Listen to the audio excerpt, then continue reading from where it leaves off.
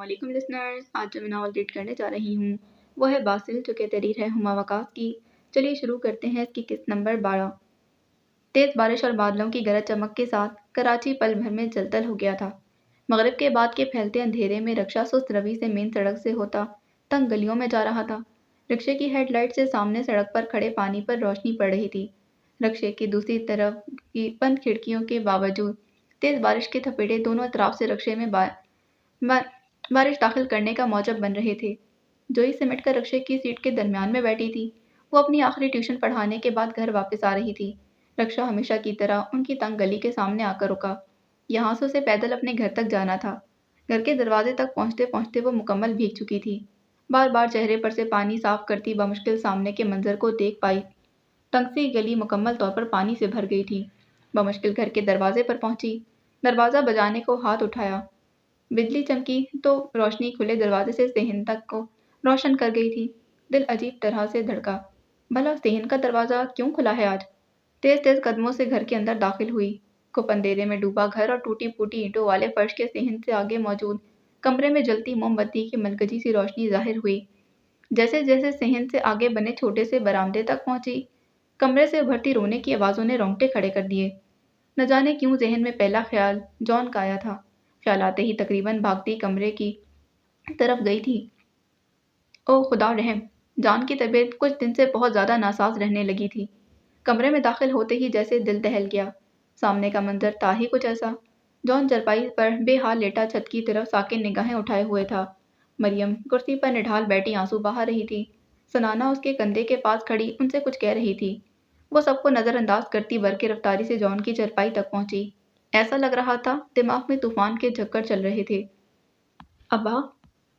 जैसे ही जान पर झुकी, उसके वजूद की जुंबिश से जैसे जान में जान आई थी। वो ठीक थे, लेकिन अफसुर्दगी से आंखों की पुतलियां छत पर जमाए हुए थे। हैरत से वो कमरे में मौजूद बाकी नफूस को देखकर पलटी। क्या हुआ? जोई ने नासमझी में बारी बारी सबके चेहरों पर निगाह दौड़ाते सवाल किया। गालिबन सवाल इस वक्त मौजूद तमाम नफूस से ही था। अम्मा, क्या हुआ? क्यों रो रही हैं? चंद कदम आगे बढ़ते मरियम की तरफ तशवीश से देखते इस्तफसार किया। मरियम तो जैसे अपने हवासों में नहीं थी। उसकी सिसकियां और बैन पूरे कमरे में गूंज रहे थे।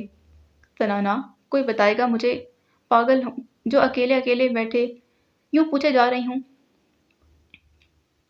जोई ने झुंझुलाकर रोती सनाना को अपनी तरफ मुड़ा।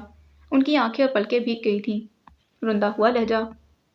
जोई को पुलिस पकड़ कर ले गई है। क्यों? कैसे? सनाना के जवाब पर उसकी आंखें पूरी खुल गईं। पेशानी पर तजस्सुस की जगह परेशानी की लकीर थी। चोरी की है दोस्तों के साथ मिलकर। सनाना की आवाज़ बमुश्किल हलक से बरामद हुई। जोई अपनी जगह साकिन रह गई।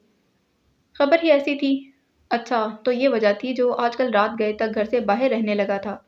वो घर की जिम्मेदारियां संभालने में इतनी मगन थी कि कभी उसकी खबर गिरी ही नहीं की। पता नहीं कब वो बुरी सोहबत का शिकार हुआ और आज खामोशी कुछ लम्हे यूं ही निकल गई। अम्मा, परेशान ना हो, मैं कुछ करती हूँ। आमना का ख्याल आते ही जैसे उम्मीद की किरण नजर आई। उसका भाई पुलिस में एक अच्छे ओहदे पर फाइज था।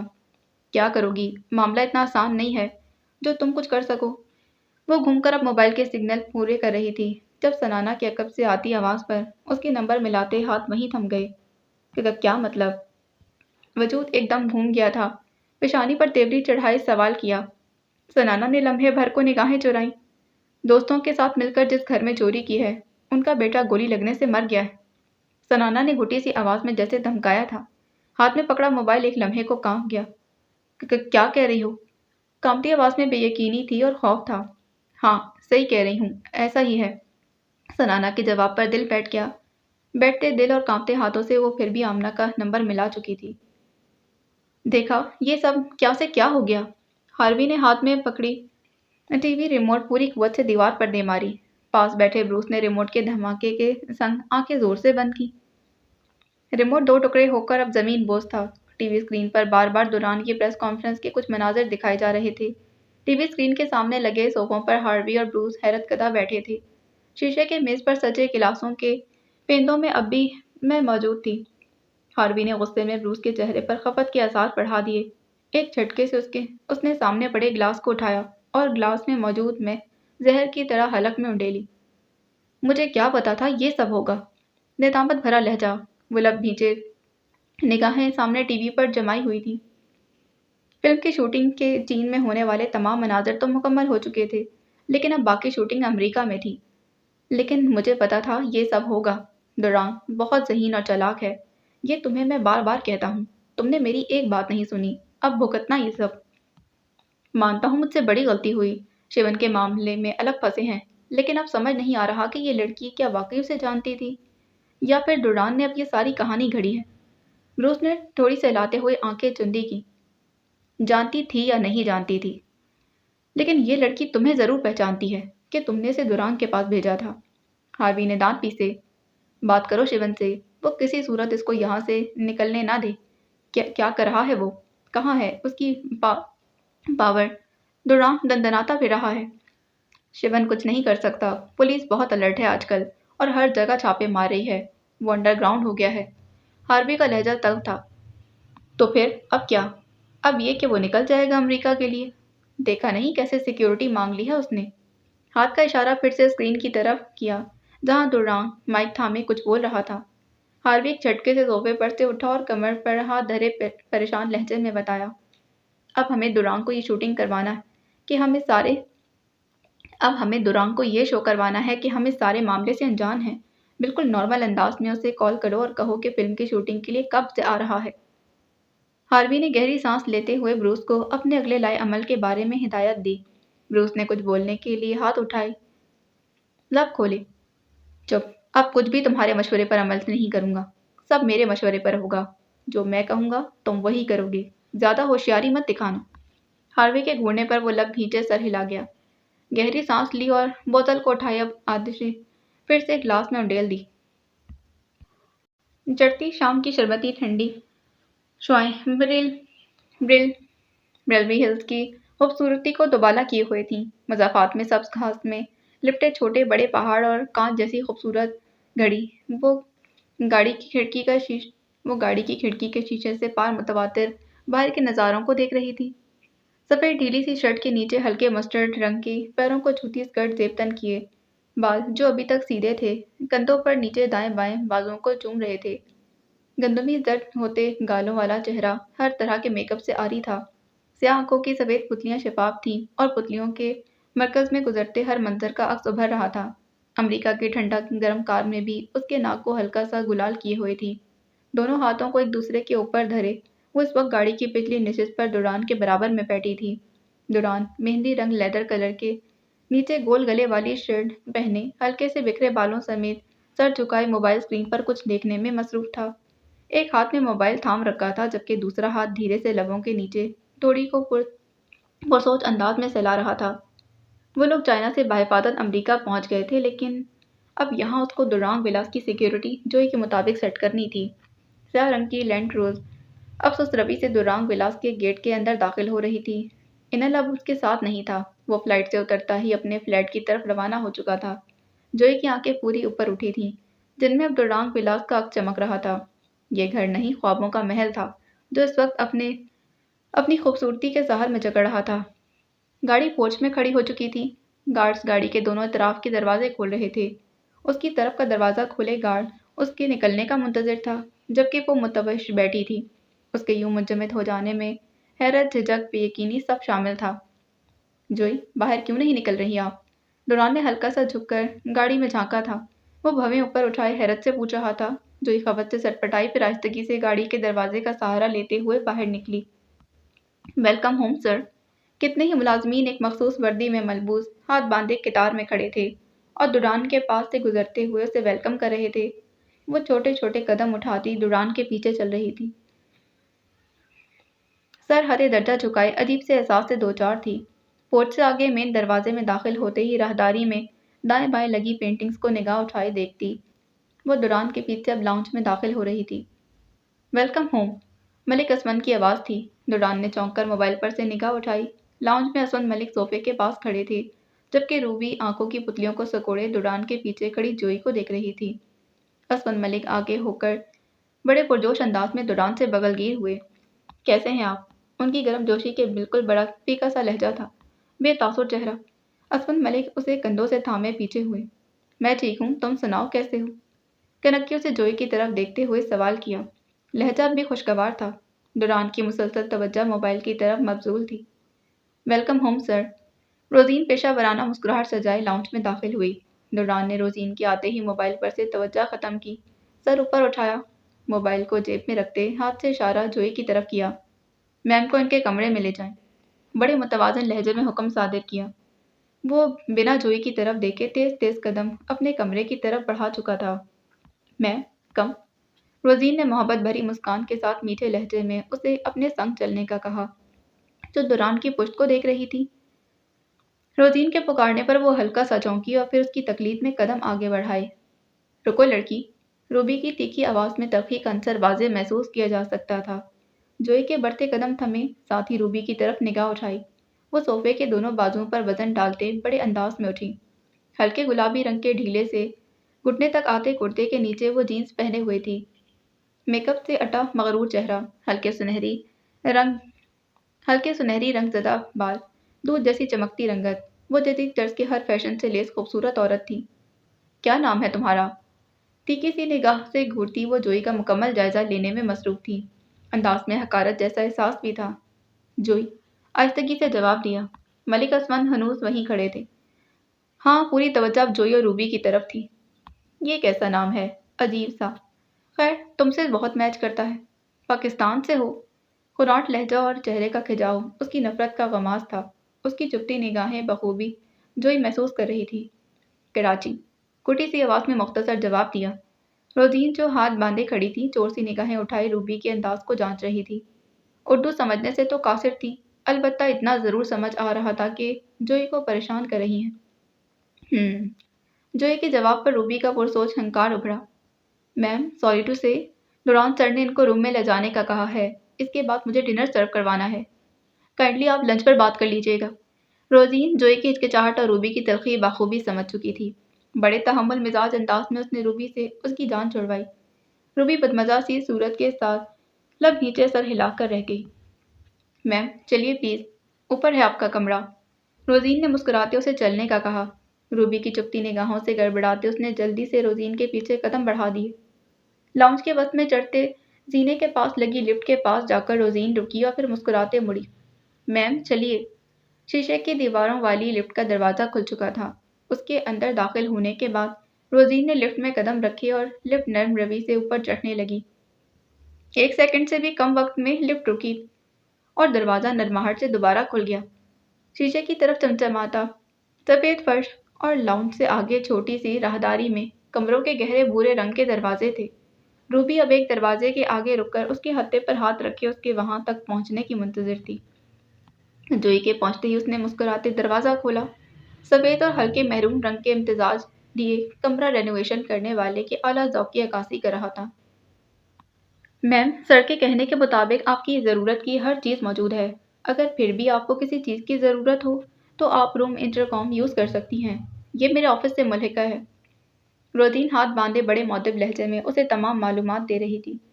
जोई ने आहिस्तगी से सर हिलाते मुस्कुराकर सर को इस बात में जंबिश दी। मैम, कुछ देर में डिनर रेडी हो जाएगा, आप फ्रेश हो जाइए। रोजीन मुड़ते हुए रुककर उसे फिर से लाउंज के बारे में आगाह करने के बाद अब बैरूनी दरवाजे की तरफ कदम बढ़ा चुकी थी। जोई ने तहय्युरज़ुदा आंखों को कमरे के कोने से दूसरे कोने तक दौड़ाया था। सफ़ेद चादर, मैरून कुशन वाला वसी गुदास बेडरूम, एक दीवार में नस्ब शीशे की खिड़की और दूसरी दीवार में शायद स्लाइडिंग डोर बालकनी का था। बेख्तियार कदम बालकनी की जानिब बढ़े थे। शीशे के बने स्लाइड दरवाजे के ऊपर हाथ रखे नरमाहट से उसने दरवाजे को बाईं तरफ खिसकाया। यह खस्ता हवा के झोंके ने ऐसा खैर मुकद्दम किया कि कंधों से आगे पीछे बाल भी उड़ने लगे थे। बालकनी दिलकश कमरे का हसीन हिस्सा साबित हुई और सामने का नज़ारा देखकर वो ठिठक गई थी। ये तो एक बहुत ही बड़े बंगले का हसीन टेरेस है।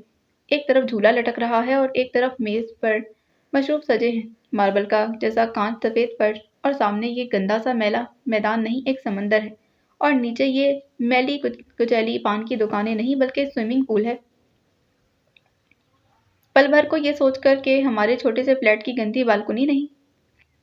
अपने ही कहे अल्फाज जहन में गूंज रहे थे और वह साकिन इस हसीन मंजर को ताक रही थी जो उसके ख्वाब की हकीकत था।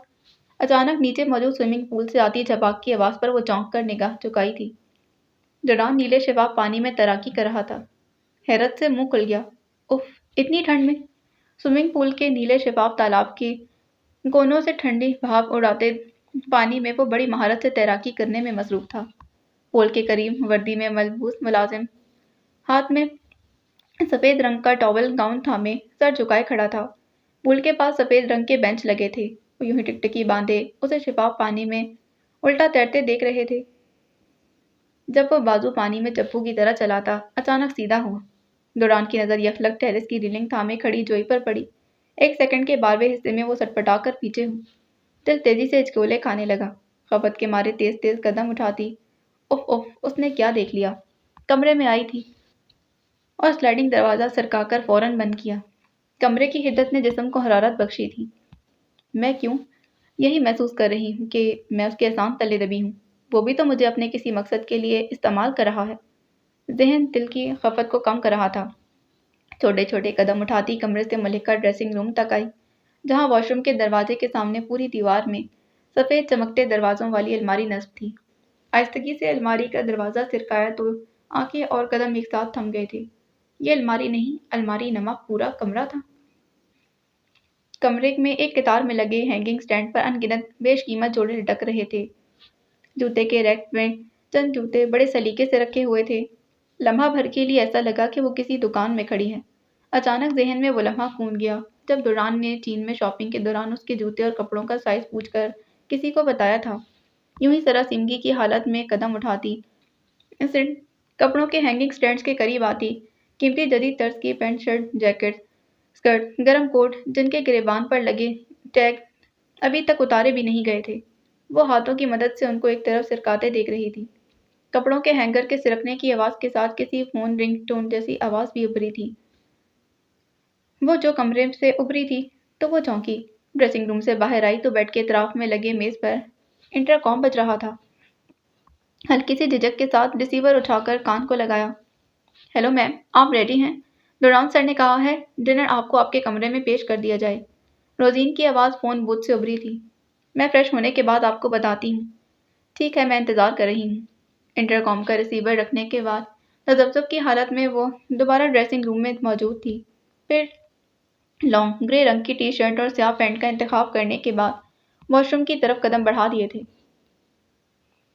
तेज़ बारिश बिजली की गरज चमक पूरे कराची को अपनी लपेट में लिए हुए थी। आंसू बरसाते आसमान वाली ये गहरी शाम मलिक हाउस पर गम का पहाड़ तोड़े हुए थी। लाउंज से उठती चीखों पुकार दिल दहला देने वाली थी। एक साथ कितने ही दिल थे जो फटने की हद को पहुंचे, आहोबका कर रहे थे, बैन कर रहे थे, तड़प रहे थे। लाउंज के वस्त में यावर कफन में लिपटा उन सबकी चीखों पुकार से बेबहरा, पुरसकून, पुरनूर, सफ़ेद चेहरे के साथ आंखें मूंदे लेटा था। सोनिया और सबरीना दुख से निढाल होती पलंग की पायती थामे धाड़े मार रही थी। दस्तगीर बेगम निढाल थी, उनका सकता ख़त्म होने का नाम ही ना ले रहा था। कोई एकटक दर्द साकिन झुर्रीदार आंखें गैर मरई नुक्ते पर जमाए बैठी थीं। तलत और उस्मत के ऊंचे ऊंचे बैन दीवारों से टकराकर दम तोड़ रहे थे। इन सब में वो मौजूद नहीं था जो यावर की आखिरी चलती सांसों के वक्त उसके साथ था। गम में चूर मलिक हाउस में किसी को क्या खबर, वो तो दूर लाइन्स एरिया के सामने मौजूद पार्क में बेंच पर सर झुकाए बेआवाज़ आंसू बहा रहा था। वो जिंदगी में पहली मर्तबा रो रहा था। आंखों से निकलता नमकीन स्याल तेज बारिश में एक पल के लिए भी चेहरे पर नहीं ठहर रहा था। तेज बारिश के थपेड़े मुतवातिर उस पर बरस रहे थे, मगर जहन में यावर मलिक की कही हुई आखिरी बातों के झक्कर चल रहे थे। वो पिछले 1 घंटे से यहाँ बैठा जहन में वो आखिरी मंजर हजारों बार दोहरा चुका था और इस लम्हे को थाम लेना चाहता था, उसे पलट देना चाहता था। कितना बेबस था वो उस वक्त, कुछ भी नहीं कर सका और उसका हर दिल अजीज बाप जैसा चचा उसके हाथों में जान दे गया। सफ़ेद चादर में लिपटे बिस्तरे मर्ग पर लेटे यावर मलिक ने कांपते हाथों से उसका हाथ थामा था। अनगिनत नालियों में जकड़े नातवान चेहरा, आंखों के गेट गहरे हल्के, वो तो 1 महीने में बरसों के बीमार लग रहा था। दिल के एक झटके ने निचोड़ कर रख दिया था। 19 साला दुरान उसके बेड के करीब खड़ा मोहब्बत से उसके चेहरे को देख रहा था। दुरान, मुझे लग रहा है मैं अब ज़्यादा देर नहीं हूँ यहाँ, मेरा वक्त बहुत करीब है। नकाहत से कहते हुए वो निगाहें दुरान के चेहरे पर टिकाए हुए था। आंखों की पुतलियों में चमक नहीं थी। चाचू, ऐसी बात मत करें, कुछ नहीं होगा आपको। दुरान की बात पर यावर के पसे मुर्दा चेहरे पर फीकी सी मुस्कुराहट फैली। पिलाहट زدہ گلاب جو اب ہڈیوں کا ڈھانچہ بن گئے تھے مسکراہٹ کے سبب اوپر کو اٹھے۔ یہ مسکراہٹ! 1 مہینہ پہلے تک یہ جاندار مسکراہٹ اس کے سرخ چہرے کے پٹے کھینچتی تھی تو خوبصورت چمکتی آنکھیں اور چمکنے لگتیں۔ دوران، میں جاتے ہوئے تمہیں ایک سچ بتانا چاہتا ہوں، ایک ایسا سچ جو تمہاری زندگی سے جڑا ہے۔ اگر میں نے تمہیں یا نہ بتایا تو بہت زیادتی کر جاؤں گا تمہارے ساتھ، شاذیب باجی کے ساتھ۔ وہ ایک پل کے لیے نگاہیں جھکا گیا۔ دوران اس کے ہاتھ کی کپکپاہٹ اپنے ہاتھ پر بخوبی محسوس کر رہا تھا۔ بولنے کے باعث اس کی سانسیں اکھڑنے لگیں۔ چاچو، بعد میں بتا دیجیے گا، ابھی مت بولیں، ڈاکٹر نے منع کیا ہے زیادہ بولنے سے۔ دوران نے اس کے ہاتھ پر دباؤ ڈالتے محبت سے منع کیا، جبکہ ذہن اس کی کسی انہونی سوچ پر ٹھٹک گیا تھا۔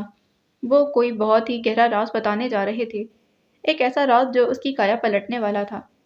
نہیں، میرے پاس وقت بہت کم ہے اور یہ بات بتانا بہت ضروری ہے۔ دوران، تم نوین بھائی کے بیٹے نہیں ہو۔ وہ نظریں چرا کر کانپتے لہجے میں اس پر حیران کن انکشاف کر گئی جس کے لیے وہ ذہن کو تیار ہی کر رہا تھا۔ دوران نے حیرت سے بھویں اکٹھی کیں، چہرے پر ایک سایہ لہرایا۔ ایسا انکشاف؟ تمہاری ماں ایک امریکن یہودی عورت تھی، لیکن وہ نوین بھائی کی بیوی نہیں تھی۔ مطلب تم نوین بھائی کے بیٹے نہیں ہو، تمہارا باپ کوئی اور ہے۔ یاور نے نگاہیں اٹھائیں جن میں شرمندگی کی گہری چھاپ تھی۔ سانس کے اکھڑنے میں اضافہ ہو چکا تھا مگر دوران اب متوحش کھڑا تھا۔ پھر میں کس کا بیٹا ہوں؟ حیرت میں ڈوبی دور کنویں سے آتی آواز۔ وہ ہنوز بھویں سکیڑے حیرت زدہ کھڑا تھا۔ پتہ نہیں، لیکن اتنا پتہ ہے کہ تم نوین بھائی کے بیٹے نہیں ہو۔ تمہیں یہاں صرف نوین بھائی کا بیٹا بنا کر لایا گیا ہے۔ یاور ملک نے نگاہوں کا زاویہ پھر سے بدلا۔ سانس کا اکھڑنا اب ہلکی سی کھانسی میں بدلنے لگا تھا۔ تمہارا اصل باپ کون ہے یہ صرف اسوی بھائی جانتے ہیں۔ مجھے یہ حقیقت بہت دیر سے پتہ چلی اور اس میں پہلے کہ میں کچھ کرتا یا ان کا گریبان پکڑتا، زندگی نے میری میعاد کم کر دی۔ کھانسی کے باعث یاور کی آواز اکھڑنے لگی۔ ہلکی ہلکی کھانسی اب شدت اختیار کرنے لگی۔ پتلیوں میں پانی چمکنے لگا۔ دوران تو ایسے کھڑا تھا مانو کاٹو تو لہو نہیں۔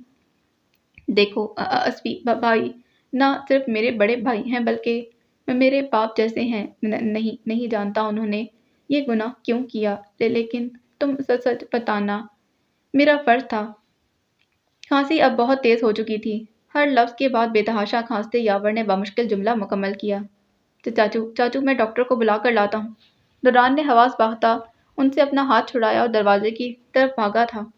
بارش کے ٹپڑ اس کے پیٹھ پر اور گالوں پر لگاتار پڑ رہے تھے۔ یاور کی موت اس سے محبت کرنے والے ایک رشتے کے ساتھ دوسرے رشتے کو بھی نگل گئی تھی۔ آج تک وہ یاور کے بعد اسفند ملک کو دل کے ایک قریب مقام دیتا آیا تھا۔ یاور نے جاتے جاتے اسفند ملک کے اس مقام کو ختم کر دیا تھا۔ وہ ملک خاندان کا خون ہی نہیں تھا، وہ نوین ملک کا بیٹا ہی نہیں تھا۔ پھر وہ کون تھا؟ اسفند ملک اسے صرف دولت حاصل کرنے کے لیے لائے تھے۔ آخر کیوں؟ یاور چاچو، یہ بات کب اور کیسے پتہ چلی؟ وہ آج ایک انسان سے ایک مہرہ بن گیا تھا جسے اس کی ماں نے شاید بیچ دیا تھا اور اسفند ملک جیسے سباک انسان نے اسے خرید کر ایک مہرے کے طور پر استعمال کیا تھا۔ کل تک وہ ملک ہاؤس میں قدم رکھتے ہوئے یہ محسوس کرتا تھا کہ اس کا بھی کچھ حق ہے اس گھر پر، لیکن آج پتہ چلا اس کا تو کوئی حق ہی نہیں۔ وہ تو کٹ پتلی تھا جس کی ڈور اسفند ملک کے ہاتھوں میں تھی۔ وہ نچا رہا تھا اور وہ ناچ رہا تھا۔ دھڑام سے کوئی آسمان سے زمین پر آ گرا تھا۔ جہازی سائز کمرے میں دیوار پر لگی گھڑی کی ٹک ٹک کمرے میں موجود گہرے سکوت کو توڑ رہی تھی۔ وہ صبح 8 بجے سے کمرے میں یوں بے مقصد بیٹھی تھی اور اب شام کے 4 بج رہے تھے۔ ناشتہ اور دوپہر کا کھانا روزین اسے کمرے میں ہی دے گئی تھی۔ اس کے پوچھنے پر روزین نے بتایا کہ سب سو رہے ہیں۔ ایسا محسوس ہو رہا تھا دوران نے بھیانک پنجرے سے لا کر اس حسین پنجرے میں قید کر دیا ہے۔ ٹی وی دیکھنے کا شوق اسے تھا نہیں، بالکنی سے کمرے اور کمرے سے بالکنی، اب تک وہ ہزاروں چکر لگا چکی تھی۔ بیڈ کے کنارے پر ٹانگیں لٹکائے ہاتھ پر ہاتھ دھرے بیٹھی تھی جب دروازے پر ہونے والی دستک نے گھنٹوں پر محیط خاموشی کو توڑا تھا۔ نگاہ دروازے پر اٹھی ہی تھی کہ دروازہ کھل گیا۔ روبی نکسک سی تیار ڈریس کوٹ پینٹ میں ملبوس دروازے کے ہتھے کو تھامے کھڑی تھی، جو احتراماً اپنی جگہ سے اٹھی۔ سامنے کھڑی خوبصورت عورت کی آنکھوں میں خود کے لیے موجود بے پناہ نفرت اس سے مخفی نہیں تھی۔ وہ دوران کی کیا لگتی تھی وہ نہیں جانتی تھی، لیکن اس کا حلیہ بتا رہا تھا کہ اس گھر کا اہم فرد ہے۔ قیمتی لباس، چمکتے سنہری بال، ریشم کے دھاگوں کی طرح کندھوں کو چھو رہے تھے۔ آنکھوں کے گرد اور گردن پر ہلکی سی جھریاں میک اپ سے بھی نہیں چھپ سکی تھیں۔ چپتی نگاہوں میں اسے دیکھتے وہ اب اس کے سامنے کھڑی تھی۔ دوران کو کب اور کیسے جانتی ہوں؟ تیکھے سے لہجے میں جانتی نگاہیں اس پر گاڑی وہ سوال کر رہی تھی، جو اس کے لب و لہجے اور خود کو جانچتی نگاہوں سے گڑبڑا گئی۔ ایسا کچھ تو دوران کے ساتھ اس نے طے ہی نہیں کیا کہ کوئی اگر یہ سوال کرے گا تو اسے کیا جواب دینا ہے۔ میرا مطلب ہے یہ پسندیدگی کا کیا چکر ہے؟ آج سے پہلے تو کبھی دوران نے ہم سے ذکر تک نہیں کیا، اور اس سب کے بارے میں اتنی محبت، اتنی چاہت اتنے سالوں سے کہاں چھپی ہوئی تھی؟ تم اور اس کی یہ محبت۔ جوئی کے کچھ بھی جواب نہ دینے پر وہ نخوت سے سوال کو تفصیل دے رہی تھی۔ ہم کراچی میں ملے تھے۔ اپنی گھبراہٹ پر قابو پاتے متوازن لہجے میں مختصر جواب دیا۔ روبی استہزائیہ مسکراہٹ کو گہرا کر چکی تھی۔ یہ تو کامن سینس کی بات ہے، کراچی میں ہی ملے ہوں گے۔ دوران بھی 7 سال پہلے کراچی میں ہی تھا، مگر میں یہ جاننا چاہتی ہوں کہ وہ یہ کیوں کہہ رہا ہے کہ وہ تم سے پیار کرتا تھا؟ خمدار ابرو بڑے معنی خیز انداز میں اچکا کر سوال کیا۔ جوئی کو عجیب سی گھبراہٹ ہوئی، ذلت جیسا احساس۔ میں سمجھی نہیں آپ کی بات سمجھ میں آنے پر حیرت ظاہر کی۔ دوران نے اس امتحان سے گزرنے کے لیے تو تیار ہی نہیں کیا تھا۔ وہ اس وقت بری طرح تذبذب کا شکار تھی۔ شیشے میں اپنا چہرہ دیکھو، سمجھ جاؤ گی۔ روبی کی ناک نخوت سے اوپر کو چڑھی تھی، لہجہ کاٹ تار تھا اور لبوں پر استہزائیہ مسکراہٹ نے جوئی کو جھنجھوڑ کر رکھ دیا تھا۔ زمین میں گڑ جانے جیسا احساس ہوا۔ بے ساختہ اس کا ہاتھ اپنے بالوں کو درست کر گیا تھا، جو نہانے کے بعد پھر سے اپنی ایسی گھنگریالی حالت میں موجود تھے۔ وہ اب ڈھیلی سی پونی میں قید تھے، جن سے کچھ لٹیں نکل کر گالوں پر اور گردن کو چھو رہی تھی۔ کل والے لباس کے اوپر اس وقت وہ سیاہ سفید چیک دار شال کو کندھوں تک ڈالے ہوئے تھی۔ میں حیران تو اس بات پر ہوں، دوران کیسے اتنی معمولی شکل کی لڑکی سے محبت کا دعوے دار ہو سکتا ہے؟ روبی نے بڑے ناز سے اپنے ریشمی بالوں کو جھٹکا۔ دوران کی پسند کبھی معمولی نہیں ہو سکتی۔ عقب سے دوران کے سپاٹ مگر گرجدار لہجے میں کہے گئے جملے پر دونوں ایک ساتھ چونکی۔ گہرے نیلے رنگ کی گول گلے والی جرسی کے نیچے نیلی جینس پہنے وہ کمرے کے کھلے دروازے سے اندر داخل ہو رہا تھا۔ نکھرا چہرہ وہ پینٹ کی جیبوں میں ہاتھ ڈالے آگے بڑھ رہا تھا۔ جوئی کا اترا چہرہ اور روبی کی موجودگی پل بھر میں دوران کو سب سمجھا گئی تھی۔ بہت افسوس ہوا مجھے یہ جان کر کہ سبرینا جیسے چاند کو تم نے اس گرہن کے لیے ٹھکرا دیا۔ روبی کے لہجے میں برسوں کا زہر امڈ آیا تھا۔ وہ جوئی پر سے توجہ ہٹا کر اب تیوری چڑھائے دوران سے مخاطب تھی۔ ٹکرایا انہیں جاتا ہے جنہیں اپنایا جائے۔ ٹھہرا مگر چپتا لہجہ روبی کی طرف بنا دیکھے جواب دیا۔ اسی طرح چلتا جوئی کے مقابل آ کھڑا ہوا۔ سویٹ ہارٹ، کیسا لگا اپنا گھر؟ چہرے کا رخ جوئی کی جانب موڑا۔ روبی کو بری طرح نظر انداز کرتے مسکراہٹ سجائے میٹھے لہجے میں پوچھا۔ محبت میں ڈوبا شیریں لہجہ۔ جہاں جوئی کی گھبراہٹ پر مرہم بنا، وہاں روبی تلملا اٹھی تھی۔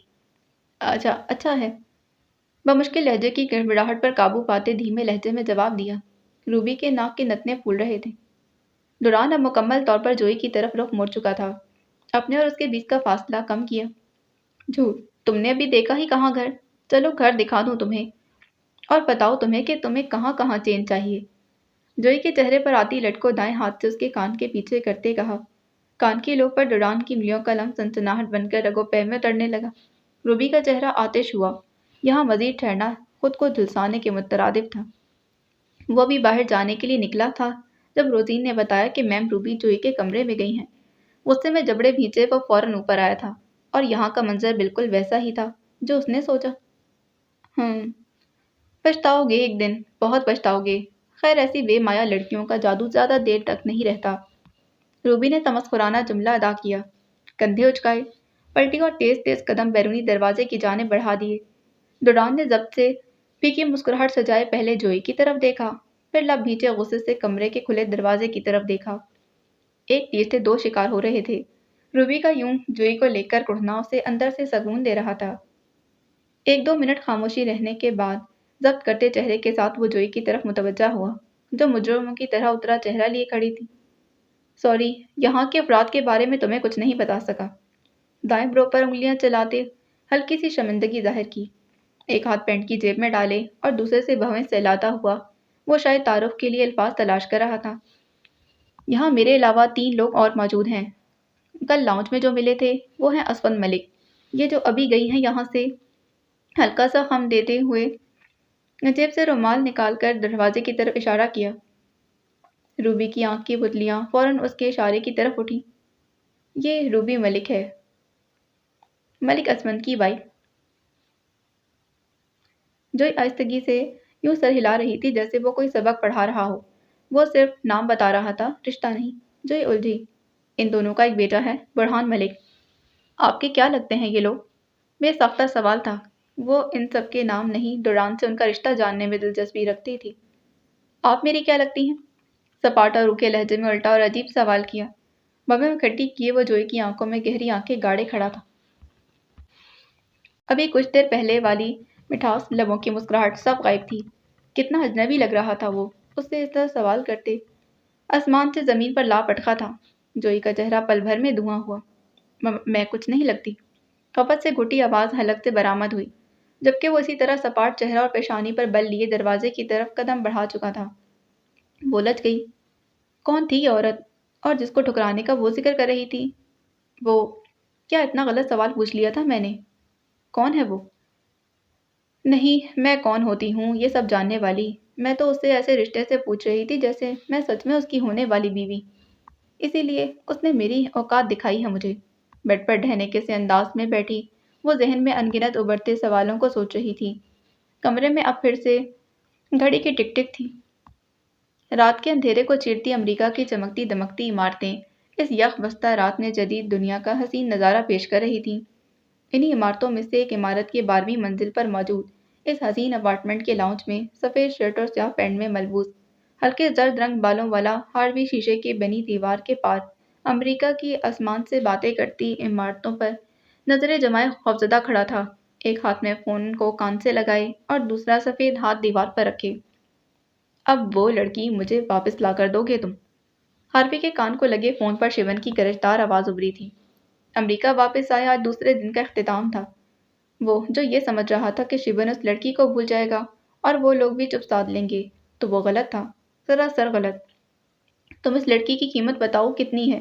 تم سے پہلے بھی کتنی لڑکیاں خریدتا ہوں، سمجھو وہ میں نے خرید لی، بھول جاؤ اور چھوڑ دو اس بات کو۔ نہیں بھولوں گا، نہیں چھوڑوں گا۔ شیون کے چنگل سے آج تک کوئی لڑکی یوں بچ کر نہیں نکلی۔ وہ مجھے چاہیے وہ مجھے۔ وہ پاگلوں کی طرح چیخا تھا، غصے سے آواز کانپ رہی تھی۔ اس کے بڑھتے غصے سے ہاروی کے چہرے پر خوف کے آثار بڑھ رہے تھے۔ دیکھو شیون، یہ پاگل پن ہے۔ ڈوران کوئی معمولی آدمی نہیں، مجھے خبر ملی ہے اس نے سیکیورٹی بڑھا لی ہے۔ کل جب وہ اس لڑکی سے شادی کرے گا تو وہ بھی عام نہیں رہے گی۔ میں اسے یوں وہاں سے نہیں نکلوا سکتا، پھنس جاؤں گا میں، سمجھو اس بات کو۔ ہاروی نے بے چینی سے رخ بدلا، چہرے پر بے چارگی تھی اور لہجہ التجائیہ۔ میں کچھ نہیں جانتا، وہ لڑکی میری ضد بن گئی ہے، مجھے اسے سزا دینی ہے، دردناک سزا، اس کی جسم سے خون تک نچوڑ لوں گا میں۔ وہ دانت پیس سے گڑا رہا تھا۔ ہاروی نے زرد پٹے چہرے کی پیشانی سہلائی، زبان تالو سے جا لگی۔ شیون اس پر گرج رہا تھا۔ تم اگر میری مدد نہیں کرو گے تو میں تمہیں ویسے بھی پھنسا دوں گا، تمہارا سارا کچا چٹا کھول کر رکھ دوں گا میں۔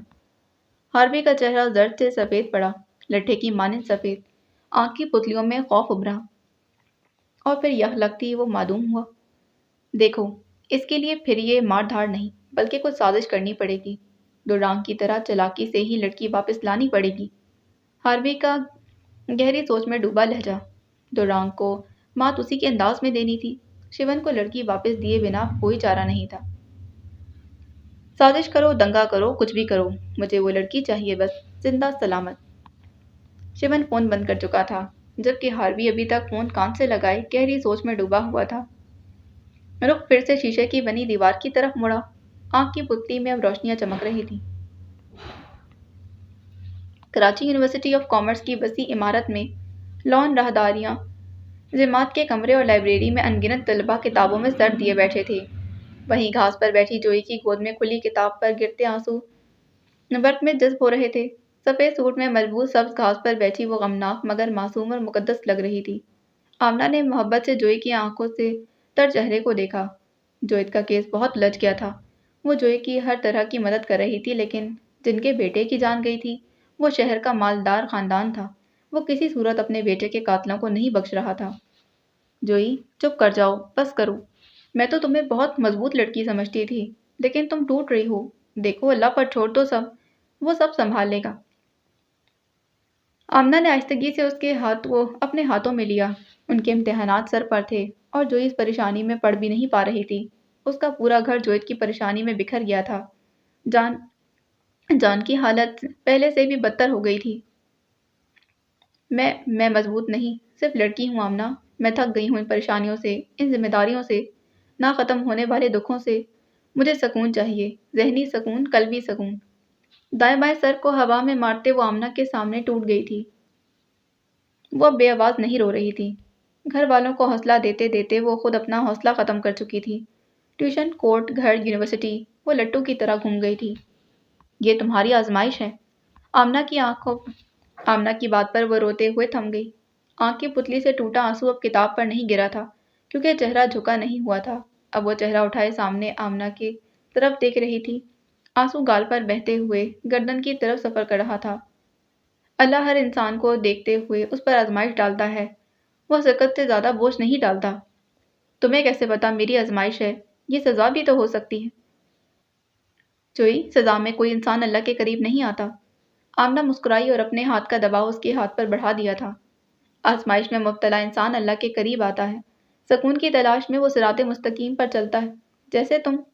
جو یکٹک بس اس کو دیکھے جا رہی تھی۔ اس کی باتوں سے پتہ نہیں کیوں دل کی تکلیف کم ہونے لگی تھی، ایسے جیسے کوئی مرہم رکھ رہا ہو۔ تو یہ سزا نہیں ہے، یہ آزمائش ہے۔ اللہ اپنے بندوں کو آزماتا ہے، کبھی کچھ چھین کر آزماتا ہے تو کبھی کچھ دے کر آزماتا ہے۔ ٹھہرا پرسکون لہجہ۔ کب ختم ہوگی میری آزمائش؟ پھیکا سا لہجہ، تھکن سے چور آنکھیں، بکھرا بے پرواہ سا حلیہ، وہ آمنہ کی آنکھوں میں دیکھ رہی تھی۔ جب تم دل سے بے خوف ہو کر کلمہ پڑھو گی، ذہن جن باتوں پر ایمان لے آیا ہے، اب وقت آ گیا ہے کہ دل بھی اس بات پر ایمان لے آئے۔ آمنہ نے بات مکمل کرنے کے بعد لب بھینچے۔ اس کی آنکھیں شفاف تھیں، روشن، اس کے دل کی طرح، اس کے کامل دین کی طرح منور۔ سب روشن ہو رہا تھا، دل میں سکون اترنے لگا، ذہن میں چلتے ہتھوڑے بند ہو گئے، چلتی آنکھوں میں ٹھنڈک اتری۔ جوئی نے آنکھیں بند کی۔ مجھے اسلام قبول کرنا ہے، مسلمان ہونا ہے، ہاں۔ چرپائی پر لا کر لیٹا جان چھت کو گھور رہا تھا۔ کرسی پر بیٹھی مریم بوڑھی ہو گئی تھی، وہ رو رہی تھی، سنانا لاغر سی بچی کو گود میں اٹھائے ہوئے تھی۔ میری معصوم چہرہ لیے کھڑی تھی، جو اس سلاخوں کو تھامے کھڑا تھا۔ چناکے سے کچھ ٹوٹا، پٹ سے اس نے آنکھیں کھولی۔ آمنہ، میرے گھر والے؟ خواب ابھرا، پانس اٹکی، دل کی تکلیف پھر سے بڑھنے لگی۔ کچھ دیر پہلے والا سکون ختم ہوا، آنکھیں جلنے لگی، دماغ میں پھر سے کچھ ٹھک ٹھک کی سورج بجنے لگا تھا۔ دیکھو جوئی، میں نے کبھی تم پر زور زبردستی نہیں کی، صرف سچا اور سیدھا راستہ دکھایا جو میرا فرض تھا۔ اب یہ تمہیں خود چننا ہے کہ تم قرآن کا ترجمہ تفسیر پڑھ رہی ہو، ہر بات اچھے سے جانتی ہو، سمجھتی ہو۔ آمنہ ایک ہی سانس میں اتنا سب کچھ بول کر یک دم رکی۔ 1 2 3 سیکنڈ، میرے ساتھ یہیں تک تھا۔ اب تم چنو، تمہیں کیا چاہیے، گھر والے یا اللہ؟ 2 ٹوک لہجے میں کہہ کر وہ کندھے پر بیگ ڈالتی اپنی جگہ سے اٹھی، پیٹھ موڑے، قدم آگے بڑھا دیے۔ جوئی اسے دور جاتا دیکھ رہی تھی، ذہن میں اس کے الفاظ گونج رہے تھے۔ اب تم چنو، تمہیں کیا چاہیے، گھر والے یا اللہ؟ اب تم چنو، تمہیں کیا چاہیے، گھر والے یا اللہ؟